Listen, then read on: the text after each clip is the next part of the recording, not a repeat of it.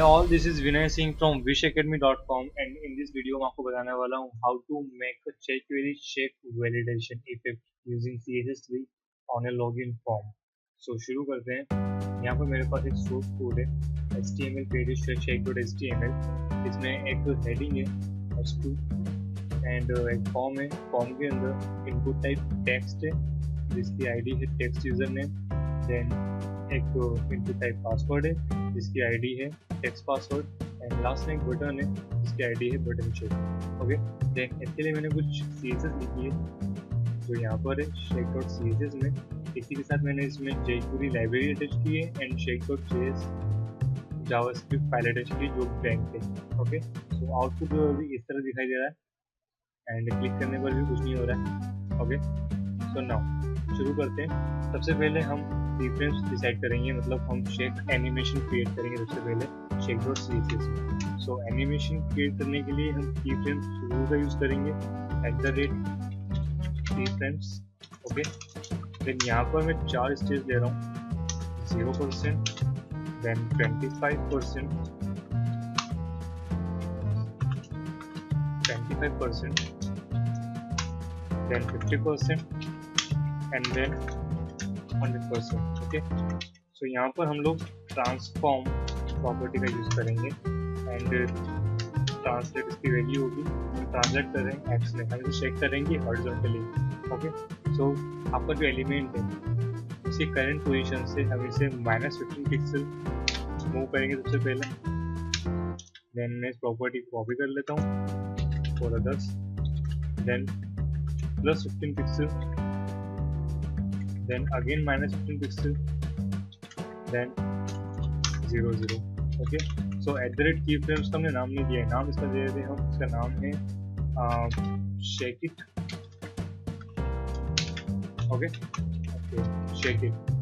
so अब आपने एक एनिमेशन क्रिएट करा है जिसका नाम है shake it एंड इसमें ये प्रॉपर्टीज आपने अप्लाई की. ओके, सो नाउ अब हम एक क्लास बना रहे हैं .shaker. ओके, देन शेकर में हम एनिमेशन असाइन करेंगे. सो एनिमेशन जिसका नाम है shake it. Okay, so shake it जो है वो 0.3 सेकेंड में अपना जो एनिमेशन लूप है वो कंप्लीट करेगा 0 to 100 तक का. देन इसका जो एनिमेशन स्टाइल होगा वो होगा लीनियर एंड लूप होंगे 4 टाइम. ओके, ब्राउजर के अंदर हम इसमें अप्लाई कर देते हैं. So for Safari and Chrome WebKit, then for Mozilla, Moz, then for Internet Explorer, MS and for Opera. So, okay, इसी के साथ border color में दे देता हूँ इसकी dark red. Okay, red colour दे देता हूँ इस तरह से. Okay, dark red. So save and refresh. अभी यहाँ पर शेकर नहीं है. अब हमें jQuery में चलना है एंड कोड अप्लाई करना है. तो चलते हैं jQuery में. ओके, सबसे पहले यहाँ पर हम एक फंक्शन क्रिएट करेंगे वैलिडेशन के लिए. ओके, सो फंक्शन का मैं नाम दे देता हूँ चेक या शो एरर. चेक एरर की वजह. Okay, show error function create कर रहे हैं हम यहाँ पर. देन यहाँ पर हम एक वेरिएबल लेंगे एलिमेंट. ठीक है, तो एलिमेंट इक्वल टू डॉलर. जिस भी एलिमेंट का है, जिस भी इनपुट में आप शो एरर करना चाहते हैं वहाँ पर सबसे पहले यहाँ पर ले लेंगे इनपुट नेम, एक वेरिएबल, एक पैरामीटर पास कर दिया हमने इसमें. So input name dot add class shaker. Okay, and इसी के साथ मैसेज भी हम शो कर सकते हैं. यहाँ पर कोई मैसेज शो करना चाहते हैं तो हमें एक और पैरामीटर पास करना होगा फॉर्म msg. सो डॉलर यहाँ पर जो h2 है, यहाँ पर jQuery shake validation effect heading लिखी है. यहाँ पर हम कोई मैसेज शो करेंगे अगर एरर होता है तो. ठीक है, सो h2 में .html वो होगा मैसेज. ओके, अगर आप कंफ्यूज हो रहे हैं तो कोड कंप्लीट होने दीजिए, जिन आपको ज़्यादा आसानी से समझ में आएगा. तो इसके बाद हम सेट टाइम आउट करेंगे. सेट टाइम आउट में फंक्शन एग्जीक्यूट करेंगे. ऐसा क्यों कर रहे हैं आपको बताता हूँ। सेट टाइम आउट में हम फंक्शन एग्जीक्यूट कर रहे हैं एंड फंक्शन में हम जो हमारा एलिमेंट वेरिएबल है उसमें से जो हमने 8 क्लास की थी उसको फिर से रिमूव कराएंगे। ठीक है, तो कौन सी क्लास रिमूव करनी है? जो हमने ऐड की थी शेकर।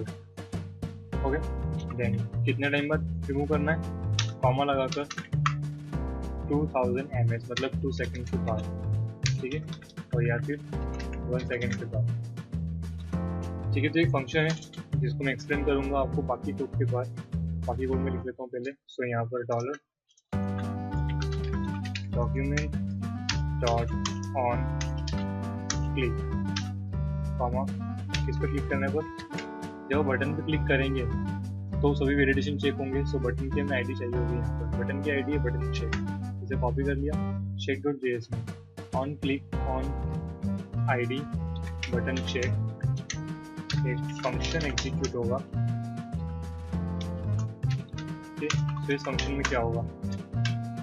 इफ जैसे हमने बटन पे क्लिक किया तो अब चेक होगी सारी चीज़ें।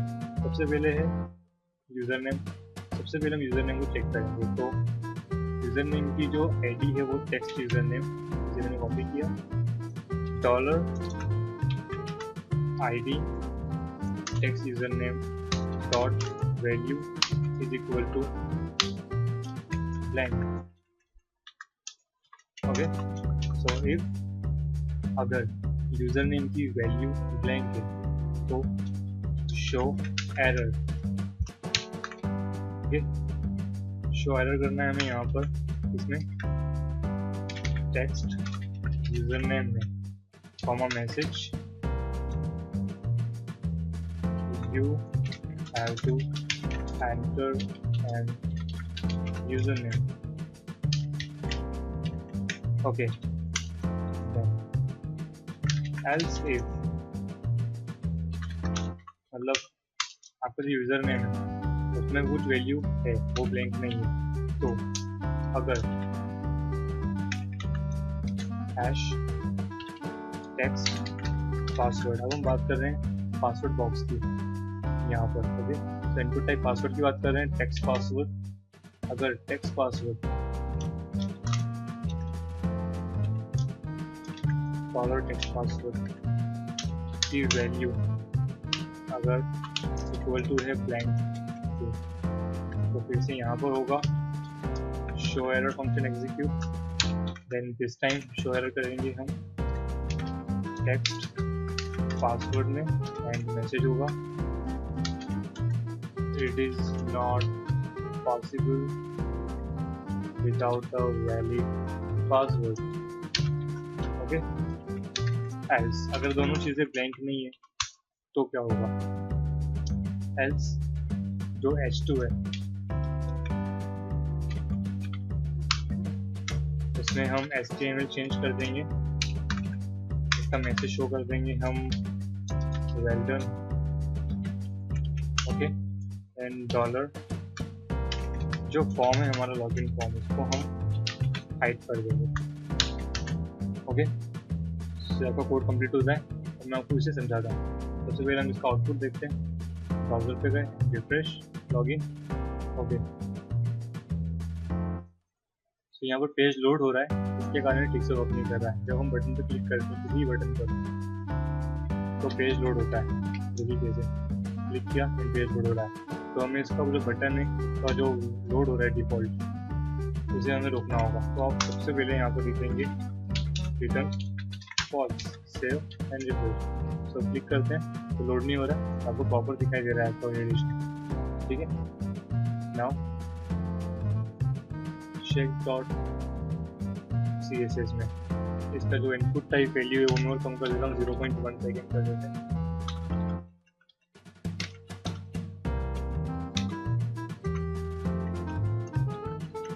Now save and refresh and अब ये पॉपअप वर्क कर रहा है। ठीक है, एकदम बिल्कुल जोर से चेक हो रहा है।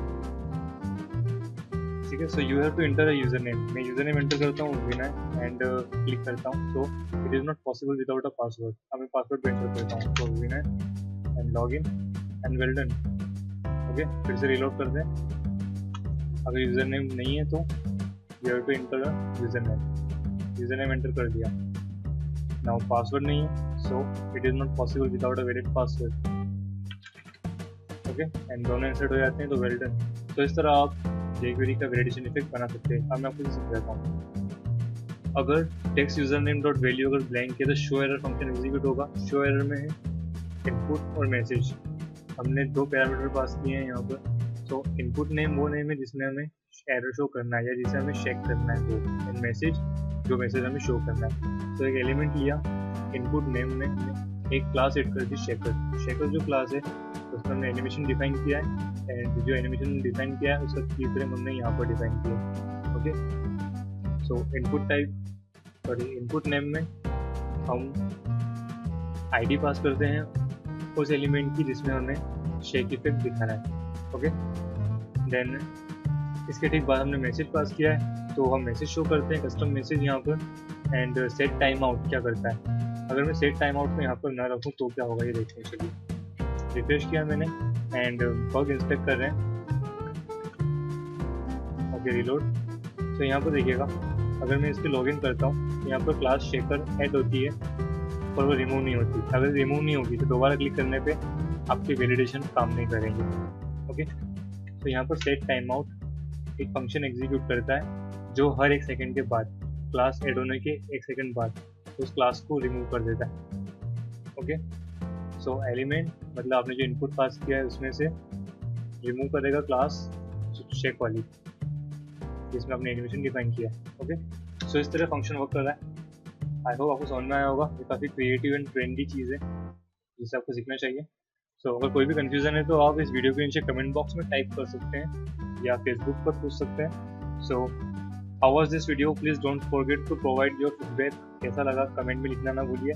सी you in next video, till then happy coding.